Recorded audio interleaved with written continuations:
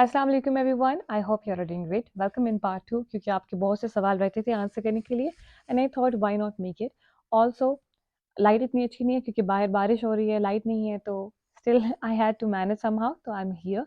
Let's talk about question. सबसे पहली question है आदिल वहीद का। He says I have vocabulary or sentences in my mind, but I start speaking, I really get confused. You rarely get confused, that means कि आप ज़्यादा confused नहीं feel करते। या फिर अगर आपका मतलब है कि कई दफ़ा आप confused feel करते हैं, होता है क्योंकि हमारी इतनी स्पीकिंग की प्रैक्टिस नहीं है। लेकिन अगर आप ज़्यादा बोलेंगे, ज़्यादा पार्टिसिपेट करेंगे इन द कन्वर्सेशन, तब आपको ये मसला नहीं होगा। क्योंकि इसकी और कोई टिप नहीं मैं आपको दे सकती हूँ। ज़्यादा बोलें, अपने साथ, लोगों के साथ आहिस्ता आहिस्ता बात करना स्टार्ट करें और उस तरह वर्ड्स आ जाते हैं दिमाग में और सेंटेंसेस में। क्योंकि अगर आपने सब कुछ याद करके रखा हुआ है लेकिन आप किसी चीज़ को यूज़ नहीं करें तो वो बेकार है, ठीक है? तो उसको जितना यूज़ करेंगे उतना अच्छा होगा। फिर क्वेश्चन है there is nobody from which I can connect which from which I can communicate in English. With which नहीं, फ्रॉम व्हिच नहीं होता, विद व्हिच।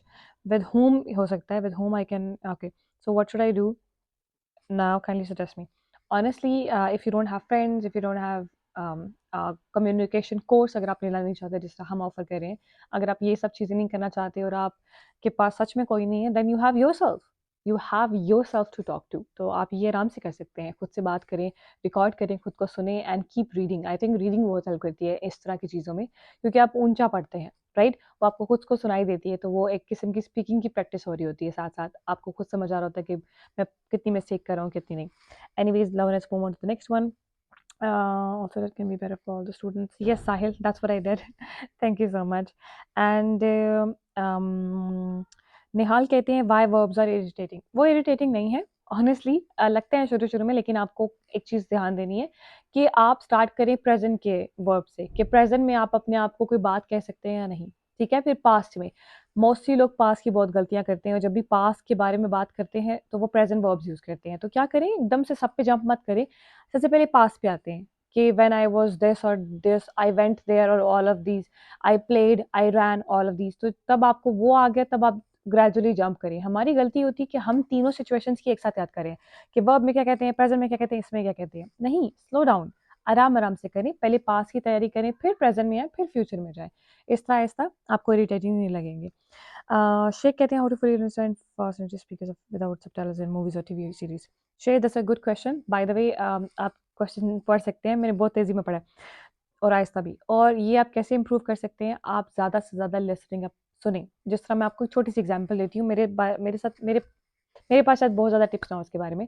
अच्छा, जिस तरह मैंने कैसे सीखा, आई विल टेल यू। मैंने सबसे पहले फ्रेंड्स देखना शुरू किया, ओके, विद सबटाइटल्स। ओके, मैंने पूरा वो सीरीज़ देखा, अब मैं उस सीरीज़ से फ़ैमिलियर हूँ। मैंने दोबारा वो सीरीज़ देखा क्योंकि मुझे अच्छा लगता है, आप कुछ वो चीज़ देखिए जो आपको अच्छी लगती है। लेकिन अगली दफ़ा जब मैंने देखा तो विदाउट सबटाइटल्स देखा, क्योंकि अब मुझे पता है हो क्या रहा है और अब मैं अंडरस्टैंड करी उनके एक्सप्रेशन से, क्योंकि आई नो व्हाट हैपेंड। अब मैं अंडरस्टैंड करी उनके डायलॉग से। इस तरह ही करें, रिपीट करना बुरी बात नहीं है। कोई फ़िल्म अगर आपने कोई कैप्शंस के साथ देखी है, पहली बार कैप्शंस के साथ देखिए, अगर अच्छी लगती है दोबारा देखिए, सबटाइटल्स को हटा कर देखें। इस तरह होता है तैयारी, और आहिस्ता-आहिस्ता यू कैन गेट बेटर। मैं भी इस तरह बेटर रही हूँ। मैंने ऐसे नहीं किया कि बहुत चीज़ें देखी हैं, कुछ ऐसा किया, वैसा किया, नहीं। It gradually keeps improving, okay? So start listening with the captions, with subtitles, और उसके बाद ग्रेजुअली उनको बस रिमूव कर दें और दोबारा से वो देखें। फिर आप अपने आप में बहुत इम्प्रूवमेंट महसूस करेंगे। Now let's move on to the next questions. Next question है how to be fluent while speaking and prevent nervousness. To be very honest, Rupinder का क्वेश्चन है। Sorry if I am pronouncing your name wrong. So to be very honest, I उसके लिए मैं यही बोलती हूँ that keep speaking, but उसका एक चीज़ है, मैंने कैसे इसको प्रिवेंट किया।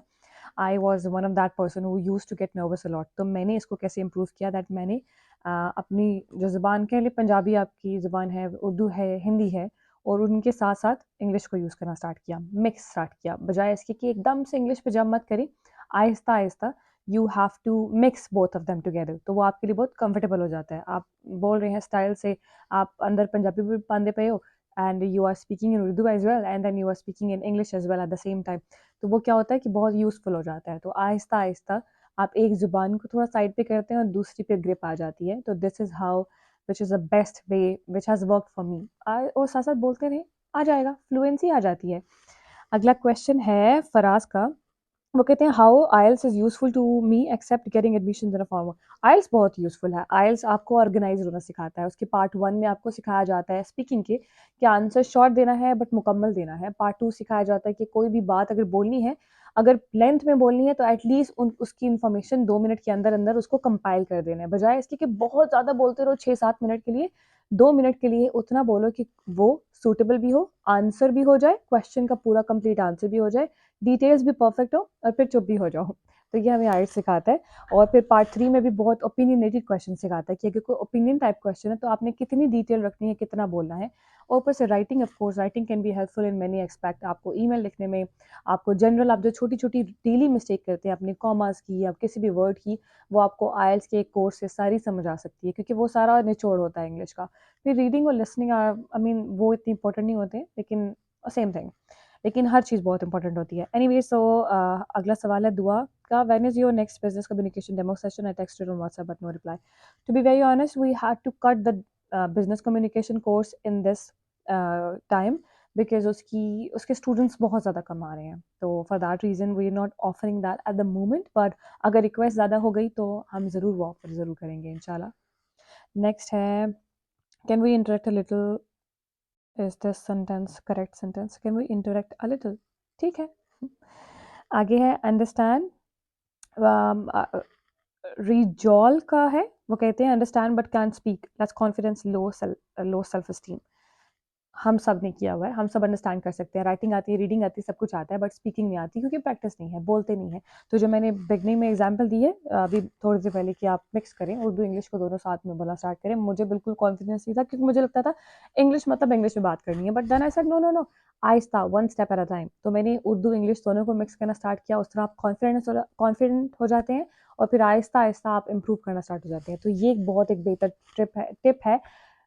टिप है जो मेरे लिए बहुत काम आती है, तो आई एम श्योर आपके लिए भी काम आएगी। तो आहिस्ता आहिस्ता नर्वसनेस साइड पे हो जाती है, क्योंकि आपको लगता है कि यार सिर्फ ये इंग्लिश ही है, मीडियम है, अपनी बात समझाने का एक मीडियम है और कुछ नहीं है, कुछ भी नहीं है, ये सिर्फ एक तरीका है जिससे आप दूसरे को अपनी बात समझा पाते हैं, और कुछ भी नहीं है। Just be comfortable and talk, क्योंकि कोई मजाक नहीं उड़ाता, सच में कोई नहीं। जब से मैंने बोलना शुरू किया कोई मजाक उड़ाता ही नहीं है।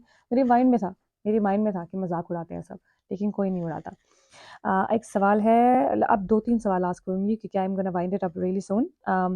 Suggest some advance vocabularies. बहुत वोकैबुलरीज़ हैं, जैसा मैं आजकल सीख रही हूँ। मैंने आजकल सीखा है मेटिकुलस सीखा है, मैंने सीखा है मेलंकोलिक सीखा है, मैंने सीखा है परपेचुअल सीखा है, मैंने एफेमेरल सीखा है। तो ये सब वर्ड्स मैं यूज़ भी करती हूँ। तो ऐसे क्या करें कि वो वर्ड सीखें जो आप नॉर्मली यूज़ कर सकते हैं, और फिर उनको प्रैक्टिस करें, याद रह जाएँगे। अब आखिरी सवाल, क्योंकि वीडियो काफ़ी लंबी हो रही है, मैं सोच रही हूँ कि एक और वीडियो बना लूँ, एक और पार्ट बना लूँ। बहुत ज़्यादा सवाल थे and I am really thankful, thank you so much. सवाल है ईशा का 784, I did not remember new words, I don't remember new words, I did not remember नहीं होगा। एनीवेज़ ठीक है वैसे फिर भी ओके। एनीवेज, सो मुझे अब ये पास के बारे में तब होगा I did not remember new words. अगर आप अभी स्टिल ये फेस करें तो आप बोलेंगे I don't remember new words. और ये चीज़ हम सब फील करते हैं। आई थिंक मैंने पहले भी इसके बारे में बोला, क्योंकि हमारी गलती होती है कि हम काफ़ी वर्ड सीख कर एक साथ ही यूज़ करना स्टार्ट कर देते हैं। वो सही अप्रोच नहीं होती। मैंने भी अप्रोच एक अपनाई है, वो ये होती है कि आप एक वर्ड पिक करते हैं, ठीक है, उसको सीखते हैं, और वो वैसा वर्ड हो जो आप कभी यूज़ कर सकते हैं। ऐसा नहीं कि बिल्कुल कोई अनयूजुअल हो। तो वो वर्ड आप सीखते हैं, प्रैक्टिस करते हैं, यूज़ करते हैं, और 3 दिन के लिए नॉन स्टॉप यूज़ करते हैं। बिकॉज मेरे अकॉर्डिंग फॉर माई सेल्फ, मुझे कोई भी चीज़ याद होने में 3 दिन लगते हैं। कोई स्क्रिप्ट हो, कोई डायलॉग हो, कोई वर्ड हो, कोई क्लास हो, कोई सब्जेक्ट हो, कोई कुछ भी हो, किसी भी चीज़ को मुझे याद करने में it takes 3 days।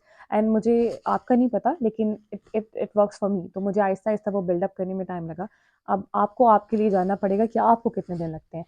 Then you have to practise on that. आपने एक वर्ड सीखना है, फिर उस पर जितने दिन आपको लगते हैं उतने लगाएं। 1 दिन लगे, 2 दिन लगे, 3 लगे, 4 लगे, और फिर उसको प्रैक्टिस करें, यूज़ करें, सेंटेंस बनाएं, and keep using it again and again, and keep remembering that okay what was that word जो मैंने याद किया था, ठीक है। और वो याद करना है, और वो सीखना है, इस तरह याद होगा।